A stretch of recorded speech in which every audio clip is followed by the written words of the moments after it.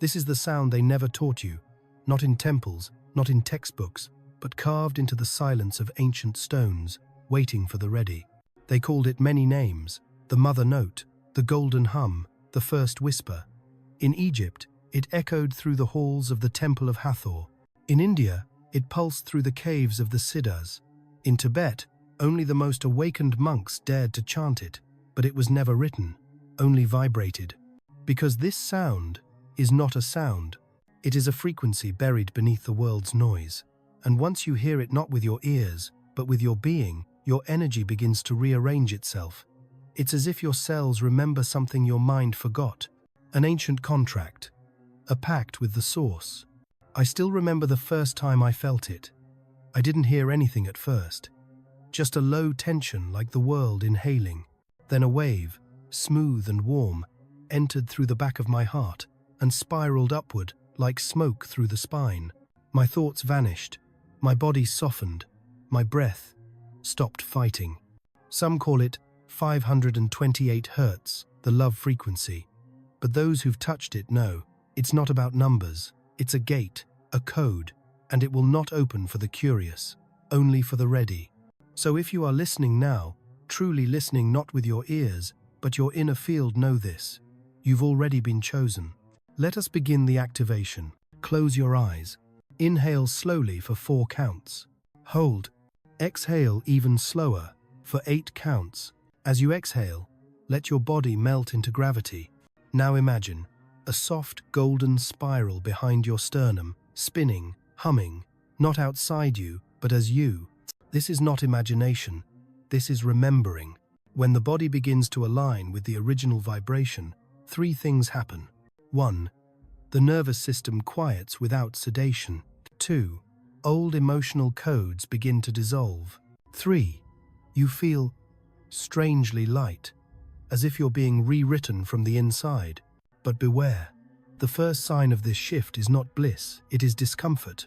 Not pain, but a disorienting silence. The ego panics because it cannot survive this frequency, and that's how you know it's working. Don't stop now. Keep breathing with the spiral. Feel it drawing something out of you. What is it pulling? A tension in your chest, a memory in your gut. Let it go. Let the hum rise.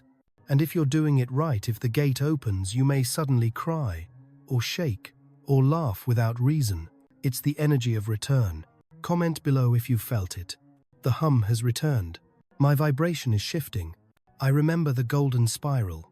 Every comment is not just a message, it is a pulse, a ripple in the collective field. Type continue to receive the next section. Bạn đã nói? Continue. Chat GPT đã nói. Section 2. Ra, the frequency of the sun.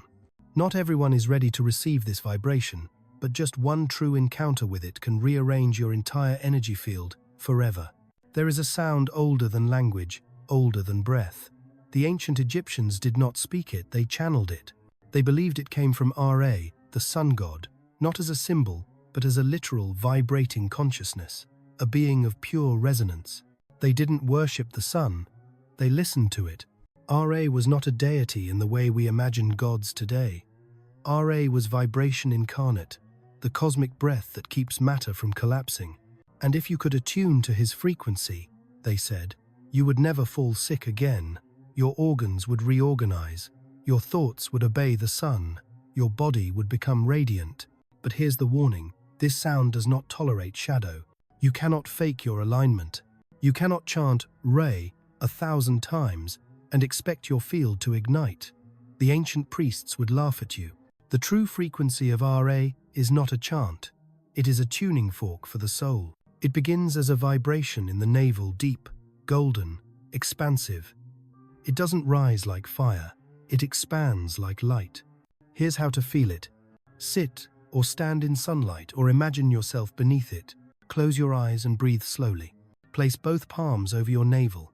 Now hum, gently, Ra, but do not rush. Let the hum emerge naturally, from the diaphragm, not the throat. You'll know you've touched it when your hum begins to vibrate your entire stomach like a temple drum. If your chest or head is leading, you're forcing it. Return to the belly. Now visualize the sun, not in the sky, but inside you. It glows behind the navel, and with every hum, it grows wider, warmer. Soon you'll notice something strange. The back of your neck begins to tingle. Your spine feels like it's realigning. Your thoughts slow to a crawl. The solar frequency is rearranging you. This is not spiritual metaphor. This is physics. Every atom in your body responds to frequency. And the frequency of the sun is a master tuning tone for life.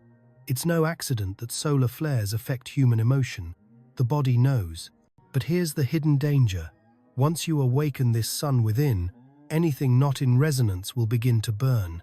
Toxic relationships, addictions, old thought loops, they will begin to feel unbearable. Because your field will no longer accept distortion. That is the price of RA. You must let go of the false sun, the external validation, the artificial light, and honor the flame within. They called it the nada bindu, the dot of silence where all sound begins. You cannot hear it with the ears.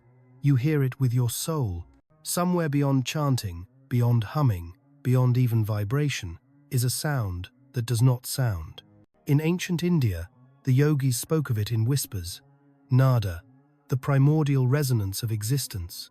They said it is the divine humming that underlies all of creation, the drone beneath the OM, the breath beneath the breath. Tibetans called it the sound of emptiness. The Buddhists called it the thunder of silence. The Egyptians referred to it as the dark breath of Atum, the place where sound retreats to become divine. It cannot be played. It cannot be produced.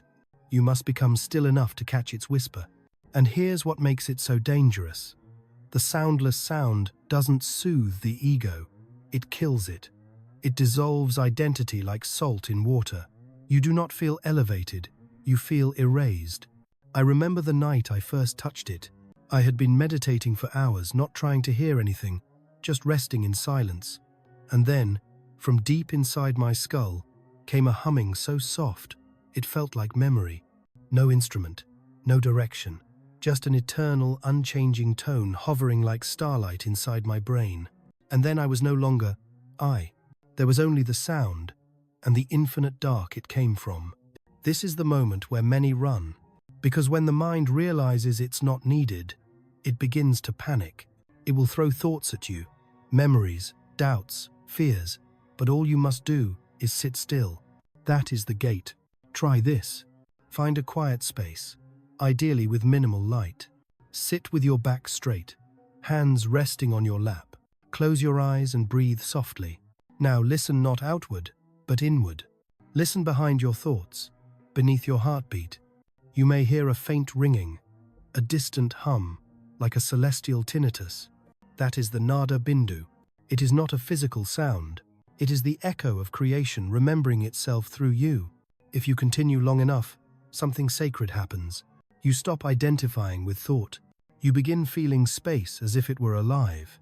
Your perception sharpens, as though the world has been cleansed. But be warned, this sound does not heal like a gentle balm. It burns the veil away. And what is left is you, unfiltered. If you have heard even a hint of it, even once, you are forever changed. It will haunt you in the silence. It will call you back, because it is your origin. This is not sung through the mouth. It is sung through the skeleton. It is the forgotten song the ancients stored inside your marrow. There's a secret very few dare to speak. Your bones are not just structure, they are instruments. You are a living flute. Before temples were built from stone, humans were the temples. Before sound was sung into the air, it was sung into the bone. The ancient shamans knew this. In Siberia, in Mongolia, in the deserts of old Peru, they would lie down on the earth and let the vibration of chanting move through their bones until their consciousness slipped. The vibration didn't echo, it stayed. Once, during a night-long fire ritual in the Andes, a curandero leaned close to me and whispered, "Your voice will never open the gateway. Your femur will." I thought he was mad, but then came the drum, low, repeating, and I could feel my bones buzzing not from sound in the ears, but sound in the body. My forearms pulsed, my ribs rang like hollow bells, my spine began to sway on its own. It was terrifying, intimate, like something ancient inside me was being played. You see, the bones carry water and memory. They remember sounds you never heard in this lifetime. They respond to tones deeper than conscious perception. But there's a danger. If your emotional body is blocked, the resonance will feel like pressure, pain even. Why? Because the sound is trying to shake loose what you refuse to feel. To awaken this vibration, we use what the ancients called the resonant strike. No instruments, only your body. Here's how. Sit cross-legged or lie flat. Bring your awareness into your sternum center of the chest. Begin to breathe deeply, rhythmically, with your mouth slightly open. On each exhale, release a deep, guttural sound, primal tone, like or ra from the belly. Let it shake your ribcage. Now pause. Feel the echo. Feel your spine. That tremble is not random. It's the resonance of truth, activating the antenna hidden inside your bones. In Tibet, they call this the thunder drum of the inner cave. In Egypt, it was the ankh of the spinal cord. In Vedic texts, it is the Vira Nada, the heroic tone that only arises in those unafraid of their inner echoes. And here's the strange effect. Once the bones begin to resonate consistently, your posture shifts. Your energy becomes regal, calm, grounded. The body realigns because it's no longer holding trauma, it's holding sound. If you do this properly, you may feel a rush of heat, spontaneous tears or laughter, memories surfacing you didn't know were buried. A sudden silence, like standing inside a cathedral. That's the song of the bones. This is not ordinary breathing. This is breath as a portal twisting through time, opening chambers in your body that light has never touched. You have been breathing wrong your entire life. Not shallow, not deep, but linear. And the ancient masters would say, linear breath keeps you in the illusion. Spiral breath brings you home. Let me explain. In ancient Tibet, they spoke of lung, the wind that carries spirit. But this wind wasn't inhaled through the nose. It was drawn in through the spine, coiled through the body like a serpent, and exhaled not just through the lungs but through the field. The Egyptians had their version too, the Sekhem spiral. They believed each breath was a sacred return of Ka, life force, and Ba, soul essence, intertwining like golden vines, spinning the soul into alignment with the stars. Modern science calls it nonsense, but the shamans, they laugh. Because they know, when you breathe in spirals, you don't just fill your lungs, you activate the geometry of your soul. I remember the first time I did it right. I was sitting in silence, trying to control the breath like a technique, and then I let go. The breath curled. It spiraled from my tailbone to the crown of my head, like smoke inside my spine. And with it came the tears, not of sadness, but of recognition, because I had just breathed, as I was always meant to. Would you like to try? Sit upright, feet flat, spine aligned. Place your left hand on your belly, right hand on your heart. Close your eyes. Begin with a gentle inhale through the nose. As you breathe in, visualize the breath spiraling upward from your root, twisting clockwise through each chakra: base, sacral, solar plexus, heart, throat, third eye, crown. Hold. Now exhale through the mouth. Imagine the spiral reversing, flowing back down, rinsing you clean. Do this 7 times, no more. On the 3rd or 4th breath, most people report feeling heat, pressure, vision, like their body is a coiled galaxy unfolding. You are awakening the spiral of life, the encoded breathwork of civilizations that fell into silence. But a warning, this breath will bring clarity, and clarity kills illusion. Relationships may feel foreign. Foods may taste dead. Your work, your habits, some will no longer fit. This is not dysfunction. It is realignment, because the spiral breath is not a trick. It's a remembering, and when your breath spirals, you begin to spiral too into deeper dimensions of yourself. It is said there's one tone, one single pitch that, if sung with true alignment, can crack illusions, bend time, and ignite the dormant light in every cell. They don't talk about this one. Even in ancient scrolls and oral traditions, it was never named, only hinted at. the unsingable note, the tone of the break, the mouth of God. Sufis called it the divine cry. The Egyptians cloaked it in the eye of Sekhmet, sacred destruction. In the East, it was hidden in the mantras only whispered to monks who had crossed death's edge. Because this note is dangerous. It doesn't soothe, it severs. I found it once. Only once. It was during a night of ritual fasting, sound deprivation, and inner descent. No guidance. Just an unbearable need to release something ancient and heavy. And then it came out. A sound I didn't choose. It didn't rise from my chest. It tore out of me. Piercing, haunting, beautiful, unrepeatable. For a moment, I couldn't feel my body. It was as if time had paused, like my voice had cut through the veil, and the veil didn't resist. The room changed. The shadows seemed to ripple, and deep within me, behind my ribs, my liver, my spine, there was light. This is the forbidden note. Because once you sing it, you cannot go back to who you were. But beware, if sung without readiness, it may bring chaos, emotional collapse, visions you're not ready to see, truths that rip away the comfortable lies. That's why it's hidden. But if you're ready, if your body is aligned, your channel clean, it becomes your sword. Would you dare try? Prepare first. Breathe spirally 7 times. Hum gently to awaken your resonance. Sit in stillness. Then ask. Ask your body, not your mind, what wants to be sung. Let the tone arise spontaneously. Do not force pitch. Let it rupture out like a memory you didn't know you were holding. And when it does, if it does, you will know. You may feel a crack in your perception, a pressure in your skull, a magnetic pull to the ground, a swirling of visions, light, or time displacement. This is not hallucination. This is resonance, realigning reality. You've just sung a sound older than time. And now, you vibrate differently. You may walk into a room, and people will pause. Animals may respond to you. You'll feel everything sharper. Light will feel heavier. Touch more electric, because you have sounded the note they buried, and your energy has remembered its shape. This is the sound that reflects you, not who you think you are, but the vibrational pattern you've been hiding beneath smiles, fears, achievements, and pain.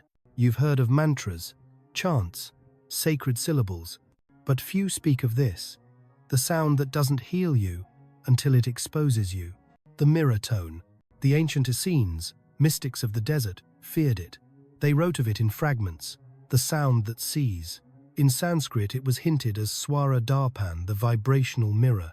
The Gnostics believed this sound was the reason angels fell, because it showed them what they had become. Let that sink in. This tone doesn't elevate, not at first. It confronts, and most people run, because when you hear your real vibration reflected back, your bitterness, your beauty, your unfinished grief, you will tremble. I first encountered it in a sound healing chamber deep in the Pyrenees, a chamber built with stones that echoed frequencies exactly as you emitted them. I sang, and the tone that came back, it wasn't mine. It was sharper, heavier, filled with sadness, like the walls had caught my truth before I did. I cried for hours, not because it hurt, but because it was finally honest. You see, every human voice is a mirror of the energy field, but we cover it up, modulate it to fit expectations, suppress pain, mask fear. The mirror tone cuts through that. Here is the ancient exercise to reveal it. Sit comfortably in front of a mirror, light a candle, gaze into your eyes, not your face. Begin with deep breaths. Let your awareness settle behind your eyes. When you're ready, release a vowel sound. Anyone. Ah, oh, ah, ah. Let it come from deep within. Watch yourself. Hear yourself. Pay attention not to what sounds right, but what feels wrong. The frequency that feels off is the one that needs to be faced. That is your mirror tone. Stay with it. Sing it again and again. Let it crack the surface. You may feel a shift in body temperature, a tightness behind the eyes or throat, a sudden rush of memory, deep emotional release without words. This is the moment of reflection. And here's the secret no one tells you. Only when the mirror tone is heard and accepted does it begin to transmute. The tone will shift gently, subtly. It will soften, brighten, because now it's no longer reflecting distortion. It's reflecting truth. That is healing. This is the harmonic that awakens when sound meets light, when vibration pierces geometry, and your body becomes a prism for divine intelligence. There's a point where sound becomes light. Not metaphorically, literally. The ancients knew it. In Egypt, the chambers of the Great Pyramid were tuned not for burial, but for harmonic resonance. The sarcophagus in the king's chamber, a vibrational amplifier.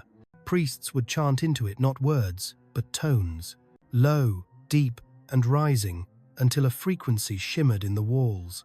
And when it shimmered, so did the air. In India, this became the nada jyoti, the sound light. In Tibet, it was the clear light of the void, a moment when mantra and awareness merged into a blinding stillness, not emptiness, fullness beyond comprehension. The Mayans built their temples at sound vortexes, where echoes carried more than sound. They carried information. That's what we're talking about now. The crystal gate harmonic is not a note. It is a convergence. It happens when your body vibrates in such alignment that your energy field splits light, as a crystal splits the sun. You become the gate. I've only reached it twice in my life. Once was during a water fasting retreat, chanting in a cave with quartz-lined walls. I had no voice left, no breath, just one final hum, soft, surrendered. And then the air became iridescent. My skin shimmered. I felt pressure in my third eye, like something ancient was watching me. Not from outside, from inside. And then it happened. My vision fractured, not broken, multiplied. I could see angles, symbols, energy lines in space just for a moment. Like my consciousness had been refracted through a crystal. The crystal gate had opened. How does one reach this? Here is the sacred technique known only to those ready. Begin in absolute stillness. You must first silence the body's craving. Breathe the spiral breath. Section 5. Exactly 9 cycles. Place a clear quartz or selenite crystal just above your heart. Chant this harmonic. Ah, Nu, Si, Om. Let each syllable rise higher, lighter, softer. With each chant, visualize a prism of light forming within your chest. Let it grow, refract, and eventually burst outward shards of sound light. You may feel the sensation of floating, tingling around the forehead or crown, flashes of color behind the eyes, a moment where the boundary of your body disappears. This is the vibrational edge between sound and light, between who you were and who you are becoming. But heed this warning. Once the crystal gate harmonic is activated, your energy becomes a transmitter. People may react to you differently. Electronics may glitch around you. Your dreams may intensify. Synchronicities will increase. This is not coincidence. It is coherence. Your field has become fractal, mirroring the sacred geometry of sound made visible. This is the heartbeat beneath all sound, the original rhythm you felt in the womb, the deep thrum beneath every sacred site, the forgotten music of the living earth. Most people never feel it, because they're not still long enough, not humble enough, not connected. The earth sings, but she sings not in melody, not in frequency alone, but in pulses. The Schumann resonance is the modern echo of this truth, 7.83 Hz, the frequency that pulses through the planet's electromagnetic field. Scientists call it background noise. Monks call it the drum of Dharma. But the ancients, they called it Mother's Pulse. In the Andes, shamans sleep directly on the stone, not for warmth but to listen. In the Australian outback, Aboriginal elders lie chest to ground and hum, not to the sky, but to beneath. In Egypt, initiates fasted for days before laying inside sarcophagi, not for death rituals, but to attune to the subterranean hum. Because the earth is not a rock. She is a womb, a resonant, breathing womb, and when you attune to her pulse, your vibration rewilds, your anxiety drops, your trauma loosens, your rhythm returns, and when rhythm returns, so does clarity. I first truly heard it during a 3-day vow of silence in Sedona. I lay on the red rock at sunrise, empty, exhausted, not asking for anything. And then there it was. Not a sound, a thump, like a slow, ancient drum inside the stone. It matched my heartbeat, then surpassed it, then rewrote it. I felt like I was being held. Here's how to feel the pulse of the earth. Go barefoot, or lie directly on the earth. Grass, stone, sand. Breathe gently, not to force presence, but to surrender into gravity. Place one hand on your heart, one hand on the ground. Now hum a low tone, just loud enough for your chest to vibrate. Sync your hum with the faintest rhythm you begin to feel beneath you. Wait, feel, trust. This is not about trying. It's about remembering. If done correctly, you may feel your breath synchronizing with a deeper rhythm, a heat rising from the ground. Emotional release, without cause, grief, gratitude, ancient tears. A dissolving of separation between you and the world. The pulse will not always speak on the first try, but once it does, you are never the same. Why? Because you are no longer just an individual. You are an extension of the Earth's song. And from this place, your vibration becomes medicine not just for you, but for everything you touch. Comment below if the Earth has sung to you. I felt the pulse. The Earth held me. My rhythm has returned. Every comment anchors the pulse in our shared field. Together, we resynchronize what was once fragmented. There is a moment, one moment, when everything aligns. When your breath, your sound, your silence, and your soul vibrate as one. And in that moment, something ancient awakens and never returns to sleep. This is not a technique. It is not a mantra, a breath, or a ritual. It is a convergence, a sacred alignment that happens once in a lifetime or in lifetimes. And when it does, it changes the very architecture of your being. The ancients called it many things. In Egypt, it was the eye of the sun opening. In Tibet, Rigpa, entering the sound stream. In the Vedic scriptures, Nada Brahma awakening, when the soul hears its original sound. And they all said the same thing. You don't find it. It finds you, but only if you are ready. The one-time activation isn't announced. It arrives in stillness, often after great trials, sometimes after deep surrender, or even in the quietest moment washing a dish, walking alone, waking from a dream. Suddenly, the veil thins. You hear a sound, not external, not internal, a tone that is yours, but not from you, a frequency that feels like your true name, spoken by the universe. I remember mine. It was during a storm. I had just let go of everything, plans, identity, even my practice. I sat in the dark. No intention, no hope, just breath, just being. And then, a vibration. Not loud, not soft, not even heard. Known. It flooded my body like honey and thunder. I wept. I shook. I laughed. And then, silence. But it was not empty. It was alive. Since that moment, my vibration has never been the same. People hear it in my voice, feel it in my presence. Doors open. Others awaken just by being near. That is the one-time activation. It does not require belief. It does not repeat, but it reverberates forever. So how can you prepare for it? You already have. Everything you've done until now, every breath, sound, spiral, silence, it was all leading here. The final step is simple. Close your eyes. Take one deep breath.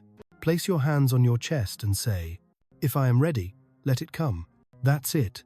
The activation may come now, or tomorrow, or years later. But once you declare this readiness with your full being, it begins seeking you. And when it arrives, trust it. It will not look like glory. It will look like truth. You will know because your vibration will expand without effort. Old desires will fall away like dried leaves. You will feel strangely familiar in your body, as if you just came home. Your presence will begin to awaken others without words. You become the sound. You are no longer a seeker. You are the resonance the world is seeking. Now, complete the ritual. Comment below and declare your field. I am ready. I have heard the one sound. The activation has begun. Hi. Each comment sends a pulse across the unseen network, a field of awakened tones reconnecting, finding each other, weaving the new harmonic of this age. And if you have felt even a fragment of what this journey brought forth, subscribe to this channel, not just to follow but to resonate. Like this video not for metrics, but as a seal of your awakening. Share this transmission with one soul you trust. It may be the sound they've waited for lifetimes to hear, because this is not just content. It is remembrance. You are not alone. You are not broken. You are not forgotten. You are vibrating. You are becoming. And the sound is returning.